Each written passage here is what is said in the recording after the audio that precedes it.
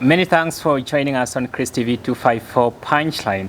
I'm Crescent Oma, and I'm glad today to be joined by one of the most iconic political figures in Multimedia University. He is the current Secretary General, Jerriot Reynald, and of course, the presidential aspirant in this coming election. Of course, in a few minutes' time, he will be introducing himself, and of course, he will be ready for the punch. And with me here, I've actually removed my punching gloves and ready to go eyebrow to eyebrow with him in this commonly known as Royal Rumble tussle. He's already in the cage, and let's put things underway. Karibu Mheshimiwa. Thank you so much. Yes. Karibu san. Shukran. So I'm glad to have you here, Mheshimiwa Ronald Jerriot.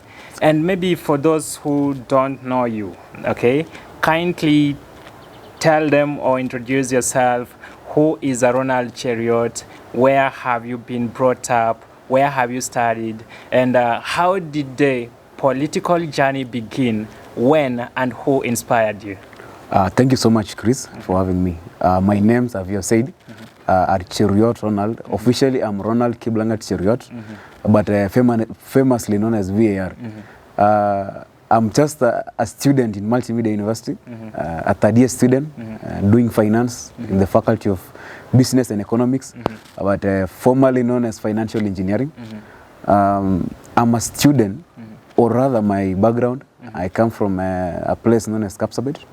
It is back in Nandi County. I studied in a local day school, known as Namgwe High School.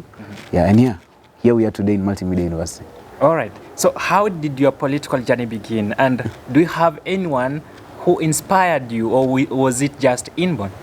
Well, I'll say my political journey, or rather leadership journey or life began way back in high school. I've had a lot of, I won't even say the whole positions I've held, but the last position I held before joining Multimedia University was the president of the school I was in, that is in Namgwe. And the next step I took was being a delegate and SG. Here I am today, hopefully the next president. I like the last statement. Hopefully, yes. The next president. Yes, very true. You said, and I also know, you're commonly known by VAR. Yes. And when we talk of VAR for the football fans, it's the video assistant referee. Yes, true. What is the meaning of VAR? VR stands for Voice of Action and Reasoning. I'm a person who likes reasoning a lot before taking any step. So the moment I thought and saw whatever I can carry myself with is maybe becoming a voice that will first reason, then later act. So that is where the Voice of Action and Reasoning, VAR, comes in. So in short, you are a thinker, yes, or true. a philosopher, yes, to say so. Yes. Okay, so still with the name, VAR. Yes. Is VAR and Ronald Jerriot two different people, or having different personalities? Well, they might be different names, but they describe one person, common personality. So they are different names, describing same person. Now, back to politics. Yes, sir. I remember in your in the last general election, when you contested for the General Secretariat position and eventually won it. It was a massive and record win of 88% of the votes cast. What does that mean to you? Well, it means that the plan, strategy, and everything I had put in place, in actualizing it, it came to place and I won. So I will say I have a way, a plan, and a structure I can place in front of people and talk to people, present my maybe plannings and doings. At the end of the day, they will tend to reason with me. So that actually means very many people have hope in you, and that's why they gave you that huge percentage. Yes, true. Do you think with that percentage we can declare you as a political irresistible force to an extent that even your competitors are now afraid of facing you? Yes, I'll say your statement is true because today, when you look at the immediate political field and temperatures, for your case, I'm running for the president. That is for the third time, I think I'm saying it again. Yeah. And when you look at the whole candidates, I think we have 5 candidates. they're not focusing on themselves. Everyone's eyes is on me, so which means, and it dictates that everyone knows that I'm a weapon that you can never go against. Okay, sometimes you can start with, especially the football coaches, they can start with this formation and see, okay, it gives them victory, make them get the goals they want, or the dream, they actualize the dream they had. I remember Guardiola, just back in Barcelona. He built a team that no one wanted to face. But after some time, it lost that glory or the golden state it had acquired just because people came to know the formation he was using. Do you think now with your 88%, because that is your prime, are you coming with the same strategy, the same plans, or this time around you say, okay, people have learned me, they have learned my strategy, my plans I used last time that I acquired 88%, let me change the strategy? Because even with the coaches, you can go in 4-4-2, 3-5-2, 3-4-3, something of the sort. So are you coming with the same strategy, or are you coming with a different strategy? Well, this being a different match, but in the same field, I will tend to come with different strategies, different plans, different actualization or rollouts of both the strategy and the plan. So the whole game right now will be different, way different from the previous one. Okay. Yes. So you've been the Secretary General and you are still in the office. Kindly tell us what are some of your achievements you've made within the year. Well, I'll say, before I got into office, you remember students could be forcefully deferred because of the fee policy. Wi-Fi connectivity was way below optimum. The gazebos, they were in poor conditions. Our classes, poor conditions. If you go to both hostels and everything, everywhere was in a mess. There were no seats. But today, as an SG, I can say I have achieved, I've ensured that the fee policy have been changed to at least 12 hours to exam time. You have to pay your fees and register units. The issue of seats, new seats were procured, brought into school. There was the issue of maybe insecurities and a lot. Maybe some of the officers couldn't serve you because you do not have student IDs. But I managed to both oral, maybe talking to the administration, and the formal one, that is true ratings, requested and demanded that there should be student IDs because you are paying for it. And today, there is a continuous progress of maybe taking pictures, issuing IDs. So it will be something that is always continuous. So I'll say yes, when I got into SG position, I've managed to achieve free policy, student IDs, the CBOS, seats, mattresses, renovation of some, I'll say, iron sheets or maybe rooftops. So yeah, there is a little bit or most change. So no man is perfect. And you as the Secretary General, do you think there's something you haven't done that you promised the comrades? Yes, as the SG, I will say there's some things I haven't done. What are they?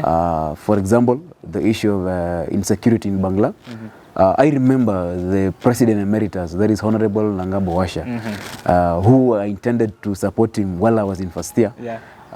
He had begun a project to ensure that there is total security in Bangla. His government, that was the 7th Muksa, pushed for lightings and watchtowers in Bangla. That is the commonly place that has been a lot of insecurities. But he got out of office before its completion. I've been in office also. I've tried to push, but because of budgeting, political disagreements and everything, I didn't push it. So I'll say I'll work on it. There is the issue of the footpaths towards Chafua and within the school. They should be maybe tarmacked or improved. There are issues like the hostels, its state. I didn't achieve as the SG.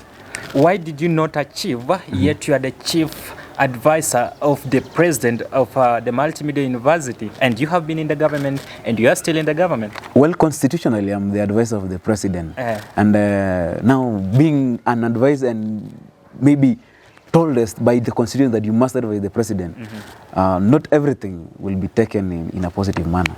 And I will say, The bigger side that made maybe some achievements need to be made was the budgeting and the political wrangles here and there. So do you mean you have already had some political wrangles with your boss, who's the president of Multimedia University, President Hilary Ayo? Well, I won't say there is political disagreements, but I will say at some point, maybe their interest and everything.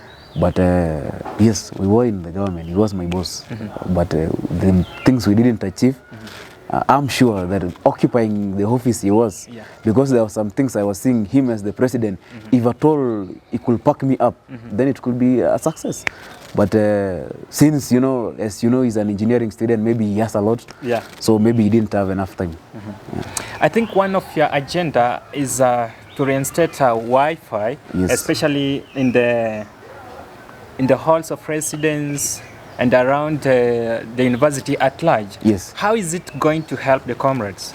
Well, Wi-Fi, number one, it connects the comrades with both their studies and the outside world.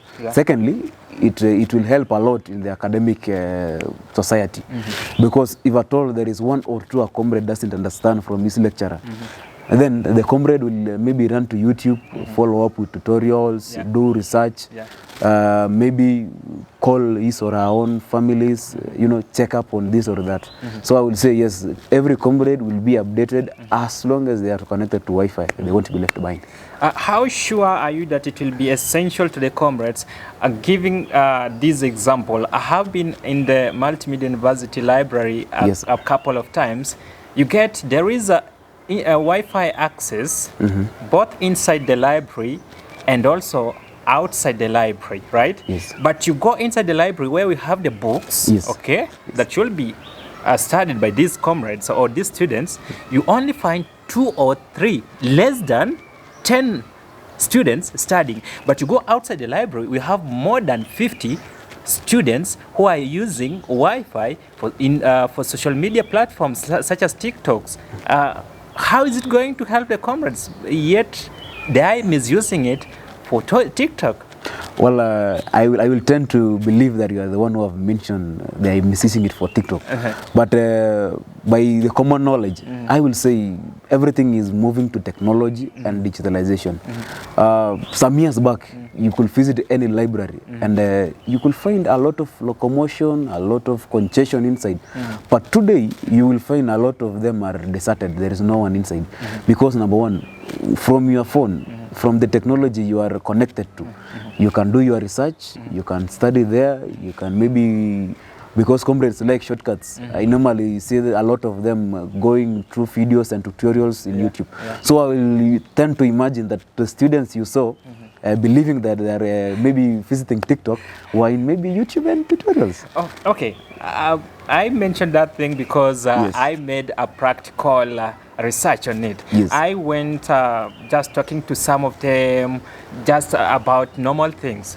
But out of, maybe, let me give an approximate number, out of 50, 40 were watching TikTok videos that are not related to academics. Well, then I will imagine maybe they were from somewhere I've already studied. Maybe they were in their leisure time. Let's believe so. But pushing for this Wi-Fi is out of goodwill that our comrades should maximize. But despite maybe being students, at some point maybe we can do 1 or 2, 3 leisure time here. And I also want you to make that practical example, that practical research. Go a week to exams. You'll find out of now the 40, out of 40, 30 of them are with books. With books. Well, I'll say maybe it's upon someone's decision and choice. So you've been in the government as the Secretary General. Why do you want the presidential seat? Maybe elaborate on your agenda. I think you have 5 main agenda. Kindly elaborate on the same. Well, I will say as the SG, while I was vying for the last position, I had 5 agendas, which I had titled them the 5 Grand Poster Plan. Out of the 5, I have fully delivered on 3. The remaining 2, one is 50%, the other one is way low. And I also have a lot of things that are in mind that now makes me feeling as the president, I will push them effectively. I will make sure they have delivered, they have on their course, and you will agree with me that from the word go, my interests have always been to comrades, it will be to comrades, and it will forever be to humanity. That is, if I will finish the moment or the time as a student, or the day I will cease being a comrade, then the other part of my life should be serving humanity. Yes, that is why there is leadership beyond the... Okay, so as I continue to wish you the very best in your presidential contest, yes, sir. What if you don't get the presidential seat? Well, I don't think what if should be a statement that I'll ever think. What if? Yes. You know, it's an aspect of probability. You may get it, you may not get it. You are not quite certain. Yes. You get it? Yes. What if you don't get it? Well, if I don't, then I will ensure that the person who will shall, number one, be serving comrades. Number two, I mean, serving comrades is making sure everything you promised, you have delivered. Two, making sure that there is no comrade in whatsoever reason has been maybe done any unnecessary or unacceptable doing. For example, the last semester, all of our first years were not supposed to sit for exam. But I dealt with it, I fought with them, up to a manner in which I had brought it out clearly, that if these people are not doing exam, then no one is doing exam. So as long as anyone, be it me or someone else, should be occupying that office, then that person should never work on their interest alone. They should work on the interest of comrades first. Then now maybe the fifth last should be their interests. Don't you think this will be impossible since you'll be outside the government? Given the fact that you've been in the government, there are some things you have wanted to be done and they have not been done, yet you have been in the government. So how sure are you that if you will not be in the government, they'll be done? Well, I'm not sure if I won't be in the government if they will be done, but I'm sure if I will be in the government, they will be done. Because I know the whole channels, whole routes and whole ways of formalities to deal with them. Secondly, I know, as being the SG, I know what political disagreements means. I know what maybe partnership, agreement, working together, unity means. So if I will be the president, that will be the last person who calls the command. So there is nothing that will be rejected by a unified maybe SGC or a MUXA. There is nothing that will be rejected. But now when there should be maybe a difference here and there, be it public or maybe private or hidden, then I tend to imagine that everything will be achieved in unity. All right, away from that, Multimedia University uses the delegate system of voting in the MUXA officials. Yes, sir. Last time I was interviewing Hilary Ayo, and he was against the delegate system of voting. He won through the same system, and at the end of the day he said, okay, it was people's wish. So I want you to tell me, do you think the delegate system of voting portrays the views or the voice of all the comrades, given the fact that maybe if you are not voted in by the delegates, that will be the comrades' voice that they did not vote you in? Or do you think sometimes you may not be voted in by the government, by the delegates, yet the comrades or the university students support you? Well, I'll say the delegate system was brought into place by the University Act 2016. But what I can say is maybe the reason that was being brought in might be bigger than our demand that there should be public voting. But in my honest or personal view, I will tend to imagine and tend to be very direct that the public voting, that is everyone's exercising his own right, one man, one vote, is the most effective one. But since maybe there was a lot of disruptions, I remember the 2015 wrangles in the University of Nairobi, where it had its pavilion being brought down in flames because of political disagreements here and there. I'll tend to imagine that maybe of a positive effect the delegacy was brought in. But if today, and the comrades of today, number one, they don't vote in a form of violence. So it is time that this delegacy system should be removed and abolished. And now one man, one vote is protein. Because today, if you look at comrades, they're matured. They specifically know who, where, and what they want. Yeah, exactly. So the delegacy ones should be abandoned and lifted off. So you are against the delegate I'm against system? The delegate system. Because, you know, there is no way you'll be telling me a university that is standing for 7,213 students. Only 75 people will be determining their fate. Some 75 people will go sit down somewhere, decide and say, for the next 1 year, for the next 2 academic years, this should be our leaders. But maybe they can decide so against the 6,000 remaining students. Exactly. So the delegate system should be abolished. I am totally against. I will not accept, even though constitutionally we cannot run away from it. So we'll have just to, you know, walk with it. Yeah. So you'll accept whatever the outcome comes. Yes.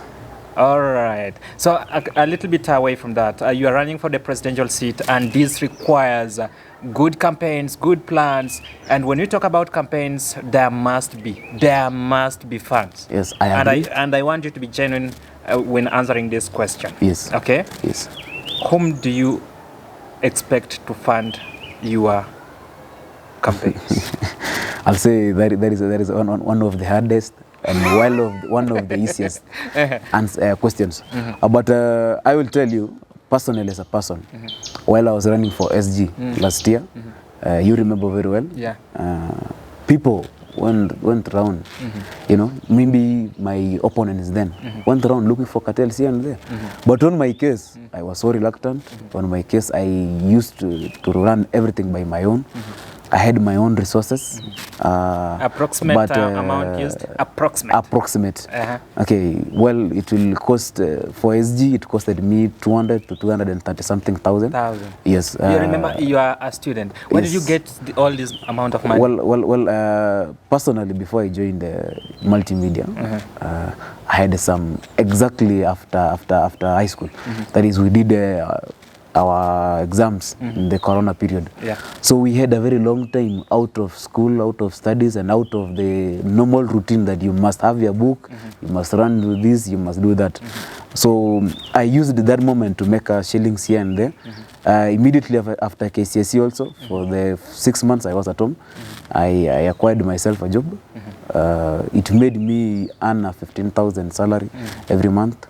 I invested here and there. Today, I will say I have some investments back at home. So I'll say it is my own money plus my friends. You know, of course, when, for example, for you, Chris, if you see me today, I have a vision and a mission.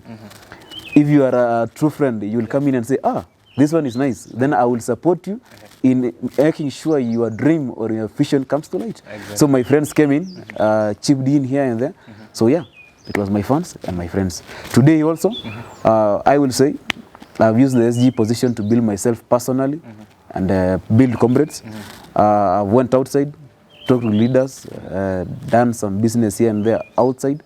I have some investments back at home. That is what made me come back this semester late. Even though I came in, ensured that every comrade has settled because there was this issue of booking rooms, and went back. So I will say I'm ready and prepared because of my investments that is bringing in everything. Two, I will say I have also friends who at the end of the day, we are planning a brighter future. Three, I will say I have maybe one or two leaders from outside who are backing me up. If you're genuine with that response, kindly look at that camera and say, it's out of investments, out of your friends, that you will depend upon for your campaign money. Just be genuine and look at that camera and deliver that statement. That it's not cartels. Well, it is out of my personal investments outside here, out of my friends, and out of external leaders that today I will be running and funding myself as the president. All right. Still with the same thing. I think the delegate system is still being compromised in a way, right? To the sense that all these aspirants or candidates at a point, they have to give them what you call chai. You get it? Huh? Yes. And somebody will say, okay, this one, let me give the example. Chris has given me 10,000. Yes. VR has given me 2,000. Yes. Do you think the delegate will leave the 10,000 and go and vote for the person who gave him 2,000? Yes, I will say for someone who understands in a direct manner fully what he or she wants, will leave off even the 10,000, the 20,000, or whichever amount given. With this economy? And yes, very true. It's possible. I will say in the last elections, I didn't bribe anyone to vote for me. I will say there are some delegates who, by my opponents, were given something. I won't say it's a bribe or maybe a way in which to maneuver you by monetary terms. But I will say some were given something. But at the end of the day, they say, no, we are going with VR. Yeah, so I will say someone can boycott, can maybe take off that amount, place it in pocket, place that money in his pocket, and go ahead and go with whatever the factory is saying. So you never bribed any delegate. Were you in one of the camps? Because I know there were two camps. Yes. And you also know there were two camps, right? Yes. Why in one of the camps? I will say I was an independent person. That is what made me garner the 55 votes. If at all I was in either of the camps, which means the rest of the camp or the remaining camp couldn't give me their votes. So I was an independent person. In fact, in the last elections, I will say, without any fear of ever contradictions, that the presidential aspirants then could depend on me to find delegates, maybe get some persuasion here and there. So I was the man who carried the numbers. So while I carried the numbers, everyone wanted my support. So I told them, because you are running a seat that is out of mine, then you guys do your things independently, but you fight for your own, I fight for myself. We meet. If at all either of you passes and becomes the president, I pledge that we shall work unitedly without anything. So in politics, we have two main terms here, okay, or two key statements. Who gets what? Yes. And who decides who gets what? You get it? Yes.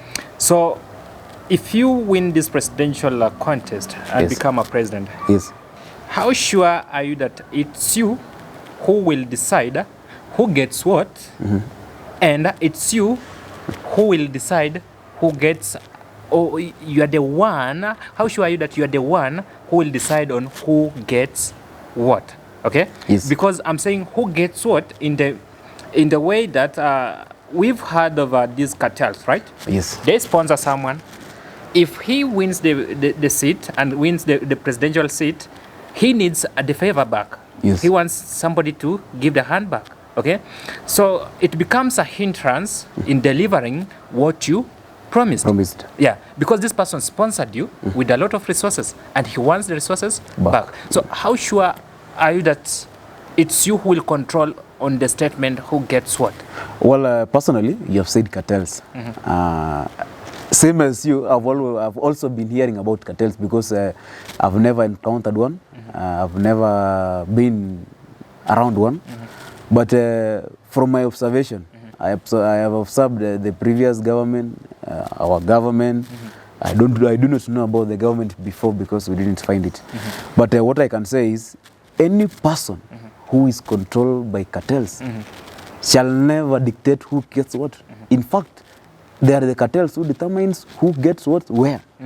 So in any case, any person, any leader, any comrade, any aspirant who has cartels around him or behind him, should that person is a threat already to the democracy, to the economic sector, and maybe to serving and working for comrades. Because that person will not work independently. His cartels will be here and there, pushing their stomachs. They will interfere with both the budget of MUXA, they will interfere with the runnings of comrades events, and therefore, it should be a subject in which comrades treat it as urgently, treat it in a manner of seriousness, and it should be a turnover in form of enmity to comrades. So do you believe that cartels at a point can decide on what food price should be? The question. Yes. If yes, you are the SG. Yes. And the advisor of the president of the university. Yes. Comrades are crying there's a high or the increase in the food price, Yes. especially in Chafua. Yes. So has this been brought about by the cartels? Well, I will say it has been brought about by the cartels too. You said I've said yes. You said you've not been closer to cartels. You don't know how they operate, and you're acknowledging that that is why it has been brought about by that is why cartels. Tell us more about the cartels that is why I'm that saying, are working in the current government. That is why I'm saying I believe it is being brought about by the cartels. Because if you look at the president, that is Honorable Hilary Ayom, there is a man he have worked it. But, you know, coming up and maybe there is some speculations that maybe he owns this or that. And maybe there is a speculation that maybe there are some cartels here and there. But what I can say is, if you go to Chafua today, and you look at its management, and if you look at its prices, obviously you'll say there is a turn and there is a change in the prices of the foods. So why have you failed yes. to advise him to lower the prices? Well, there is no way I can advise the president. You are the chief advisor of the president, according to the constitution of the university. You know, Chris, constitutionally, as you have said, I'm the advisor of the president. That is, it is in the chapter 6 of the constitution. But I will tell you directly, but the whole belief of the cartelism, this is where it comes in. This is where who gets what where. Yeah. And at the moment, even if I'm to advise the president, and it's not him who controls the Chafua. It's the so-called cartels who remained in the dark side of the political journey. So there is nothing much the president will do. Of course, I've advised him, I've told him, I've talked with him, I've talked with the entire Muksa, I've talked with the part that is effective to running business downwards. But the whole lot of cartelism changes everything, dictates everything, and carries the day. That is why I'm telling comrades, from today to tomorrow to forever, the enemy should be these cartels. Because if we let these cartels to take over, number one, they'll be setting up, stipulating any prices they will wish to, because you will not do anything. Secondly, they will run the business in any manner they want. So to stop this and to gain full control, the whole lot of cartelism should be ended.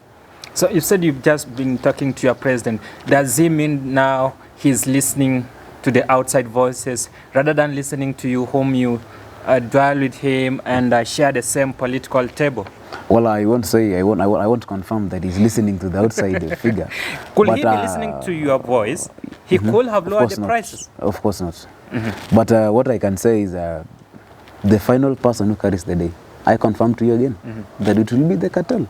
So the whole cartel who maybe in a way or another one made sure that maybe leader so and so should be here so that for me to gain this and to have total full control of this, that person you will do as much as you will do to remove him, but you will not even do a control over whatever is going.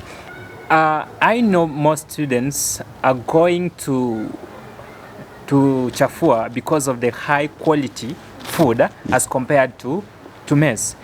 Why have you not worked on the quality of the food in a mess? Because this is the area that I expect very many students to be dining or buying their food.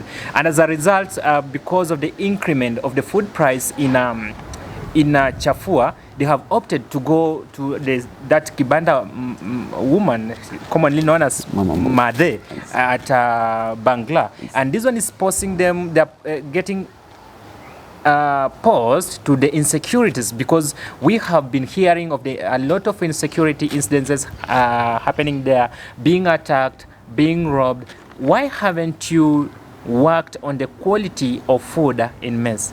Well, I will say, when I got into office, my first push formally, that is, I went to all offices that are required to change everything.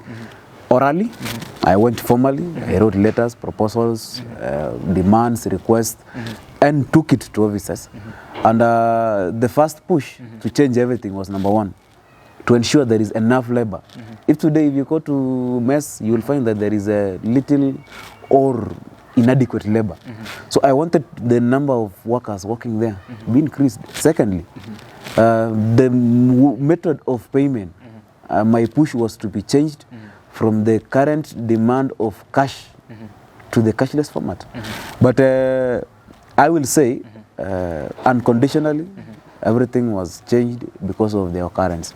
The transition came in, the new funding, new way of acquiring runnings by the national government came in, because the cashless method that I was pushing for, either a pay bill or a till. Now the pay bills were planned around the country. So there is no university right now with pay bills. So it was by portfolio that my push for the cashless method to come in couldn't make it.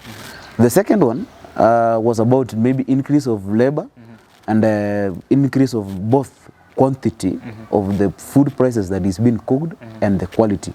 So both, or the solution was supposed to be that labor was supposed to increase, so that both sides of mess could be operating. This side could be serving other comrades, the other side could be serving other comrades. Now that one was stopped by the transition method. Now they coming in and out of the new management and everything.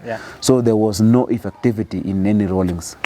So what will make that comrade listening to you trust your words, and rather than just say, okay, it's the normal sweet political stories, after all, at the end of the day, he becomes a fox among pigeons? Well, I will tell that comrade who is listening outside there, that you give me your position as your SG, as your servant. You yourself, you saw what I did. In fact, what I'm also going on in doing. Issue of policies, IDs, Wi-Fi, seats, mattresses. If you go to you dig into history, you'll find that the last time mattress was brought into that school was maybe way back, maybe 2013, 14. That is in history. Seats the same, but I managed to push formally. And if at all any comrade that doesn't believe in whatever I'm saying, he or she should find me in person or maybe in public, demand for the proposals that I have, demand for the requests that I wrote, and everything. I have them piled up and ready for anything. And I will tell that one person that who is listening to me that I'm a man of my own words. Those who we have interacted political veils, personally, maybe in business, I usually mean whatever I say. And when I say I will perform, then it means I will perform. Also, you will also confirm, or any comrade will confirm, that I do not have the so-called cartels who will tend to control everything. I'm a man who controls the match. I'm a man who controls the running. I'm a man who, by any ruling, no one will tell me to do this at this given time, at this given manner. I will do whatever comrades want. I will do whatever I see it's good and suitable for comrades. I will do whatever it takes to ensure that everyone and everybody gets his rightful things and happiness. So a little bit away from that, Multimedia University of Kenya is well known and is ranked among one of the best universities in when it comes to media courses or media issues. We've seen it's only the radio that is going live, and we have TV station there or studio. Why is it not going live? Well, I will tell you, unlike other universities, I've seen a TV station being run by EKU, I've seen a TV station being run by MKU, I've seen a TV station being run by UON. Back in my home, I've seen a TV station being run by a university known as Baraton. But when I came to Multimedia, I was shocked, I was amazed, but we, the largest media school in the country, we cannot be running a TV station. I went into my own analysis. I used questionnaires. I used research. I went in person, visited the place in which the TV rooms should be. And I admitted, that is before I got into office, that number one, there was need for Wi-Fi to connectivity inside those places. Two, there was a need of a larger room that is a room that could accommodate the screens, cameras, and everything required by you people to run a TV station. Now, when I went formally wrote the proposals that are required for it to be effective, the first push that I brought in place was the Wi-Fi demand, that there should be at least or a minimum of 3 routers that is governing the place that will ensure there is full connectivity of the internet. Secondly, I went further ahead, writing a letter requesting for a bigger room to run a TV station. But I would say, luckily enough, as the school was building the new library, it accommodated a larger TV room inside the just concluded, or I think it's under completion library. So if at all in any day the library will be set and ready for use, then from the same day the TV station should be ready to run. So I have been in that TV studio, and when you're talking about the studio being large, that space is enough Yes. for a studio to run. Do you want another building to be built for the TV studio to be located there? Well, I won't say I want another building to be built, but I do not know from your case, because the people who I knew maybe were experts then, we went around. There's a time we went around with the management. We saw the TV room, and the people who said they could be running the TV station and looked at the place, they said maybe it couldn't accommodate enough cameras, enough lighting, and enough background. So they said, on that case, there should be a place that is ready to accommodate the same. So I believe that when the new library will be completed, then there should be a TV station running. If not, then I will make sure and I will ensure forcefully it is done. As the way I've ever did for the rest of the things, I've ensured that anything that I've targeted has come to place, which means also I will ensure that TV station comes to place. I think I really wish to know those people you went around with, because looking at the Multimedia University TV studio, it is in the same size with the KTN News TV studio, the same size with the Citizen TV News studio, NTV. I've been in those places and they're of the same size. So I really wish to know those people you were walking around with, who advised you and who told you that the room is not sufficient. Well, I think here is where specialization comes in. Yeah. I'm a student from the business, so I do not know in depth much about media. But if at all the place is okay, then I believe that with the Wi-Fi connectivity, enough equipment, and everything in place, they should be running. But I would say a standard place or a standard studio should be constructed. That is what I charged. Maybe my charging was poor and everything was poor, but I will say there should be a demand that today, yes, when you join Multimedia University, when you get access to Multimedia University, when you get to that TV room, when you get to that TV station, it should reflect the name of the school. Exactly. Not getting into the school now and walking into some, something like a kiosk or a kipanda and saying this is a TV station. That should never be the case. So you're not proud of what you're saying there? I'm proud. But what I'm trying to say is there should be some little bit improvement of the standard. Yes. Hopefully you'll work on that when you get that. I am working on it. I've written, so in any case that I will be the president, I will make sure that it is done. So away from that, I think you only have 2 months remaining for you to be in the office. What are you finalizing on? Well, I'll say in my remaining time, that is now, I'll say normally in a game, there is the 90 minutes and there is the extra time. But I think I'm at the last 10 minutes of the game. The last push that I'm maybe trying to roll out, and I will make sure it is done, is correcting or repairing the gazebos. We still have a lot of gazebos that need our repairings. It needs our total and full concentration to each. That is the gazebos between Block A and B. I will make sure in 2 weeks they are done. There is the gazebos or the Chafua area. We managed to discuss, be in agreement with Coca-Cola. We told them personally as Moxa and as the SG, we had budgeted this amount. But Luckily enough, the amount of money isn't available. It cannot sustain the whole process.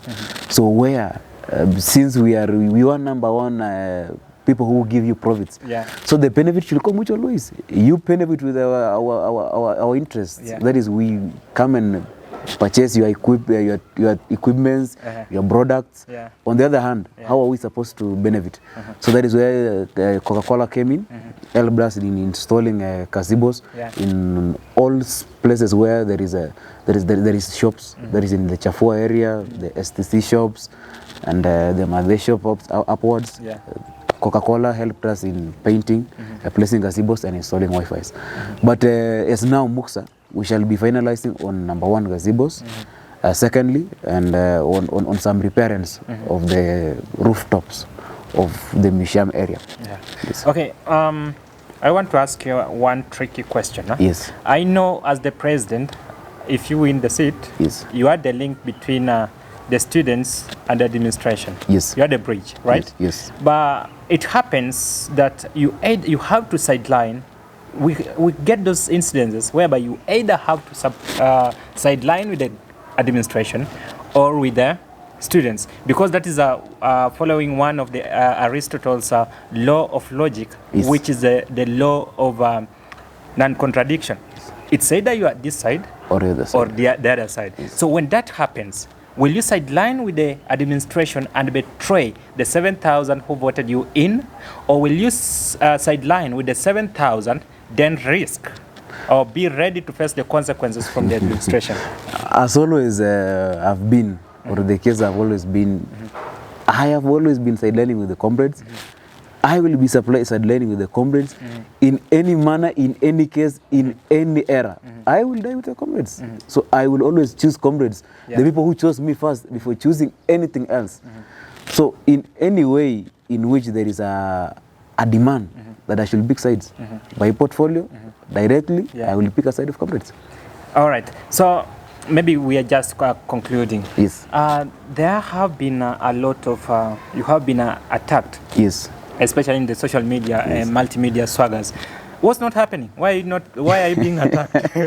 Well, I'll say, normally there's a saying that it's only a tree that has fruits that will always receive a lot of stones. On this case, being a political era, because there is no way you'll tell me, and you will believe and accept, Chris, that there is no way you'll tell me last year, September, last year maybe August, last year maybe November, there was nothing negative posted about me in the social media. But today, you will find that all aspirants, more specifically the presidential aspirants today, have nothing in mind, have nothing in focus, except maybe VR, except Chariot, except Ronald. So I will say, the one person. So I will say, they know as much as everyone else that dealing with me takes a lot. Fighting me off in any political push is almost close to impossible. So they know the answer of the elections before we get in. That is why they are trying to maybe identify my name. But what I can say is there is freedom in this country. And you can say as much as you wish to. But I'm telling these people straight that I will be the next government and I will be the next president.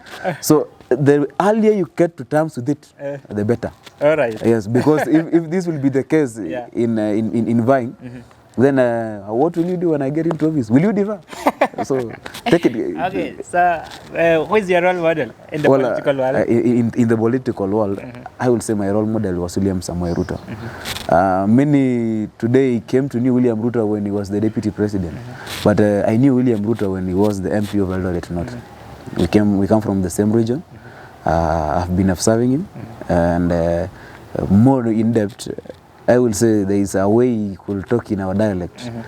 That is where it made me to practice, maybe one day, one time, to be like him. Okay, currently, Kenyans are crying of overtaxation from the current president, William Samoei Ruto. I also planning to apply the same and overtax the comrades. Me also, no. Me also, I'm the number one critic of William Ruto of now.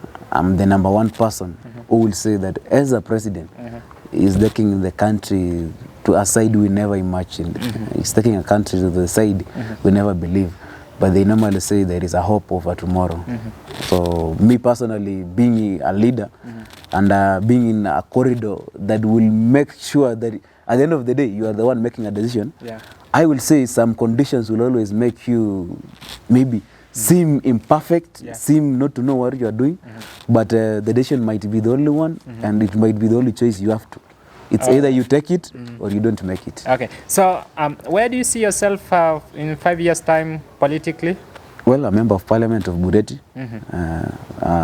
It is within my plans that I'll be beginning my campaigns from 2026 to the day I will win in 2027. I wish you the very best in Thank you that so journey. much. Thank you so much. So to that young man or young lady who is aspiring to get into politics, what advice can you give to him or her? Well, just use this camera. Well, the number one thing I can tell you as a comrade is you must believe in yourself. You must know that whichever case or whichever decision you ought to make, you must make a decision that, number one, it doesn't hurt anyone. It doesn't make or taint you a person of your own doings or your own interest. Secondly, after you have believed in yourself, make sure you work on everything you believe in. Work on your dream, work on your maybe personality, work on your maybe business, studies and everything. So at the end of the day, it is work, work, work. It's either you work or you are worked on. That is the only thing that is inside this world. Yeah. So actually, maybe to conclude, where can you be found on social media platforms? Well, I'm not a fan of social media. I'm not a fan of social media, but I think I'm in Twitter as Cheriot Ronald. I'm in Facebook as Cheriot Ronald. Those are the only places I am in. I'm sure you wanted to ask if I'm in TikTok, but TikTok. There's someone who advised me to get into TikTok because I think it's a form of employment or something. But I'll do some research. If at all it is an employment, then I think I can create some content. All right. So actually, thank you very much, Mr. Cheriot Ronald. Thank you so much. And it has been a pleasure having you with me. And I continue to wish you the very best in your presidential contest. Thank you. May what God has planned happen. If it's you, let it be you. Thank you so much. Okay, welcome. So to you, our viewer, it has also been actually brilliant being with you and joining us since we began to this point. I have been with him, the Secretary General of the Multimedia University, Cheriot Ronald, and also a presidential candidate. And it has just been a one-on-one with him to see what he has done and what are some of his ambitions in the in future. Of course, we shall be having the main Multimedia University presidential debate, whereby we shall be hosting all the presidential debates, all the presidential candidates will be vying in this contest or the coming election. I believe you'll also be tuned in to listen to what they have to say concerning their politics in a few days to come. Actually, as we said, he got 88% of the votes cast in the last elections, and maybe he remains to be an irresistible political force in Multimedia University. But who knows? Time will tell if he is or he will be the next president of the Multimedia University of Kenya just after Hilary Ayo. It has been wonderful being with you, and until next time, bye-bye for now.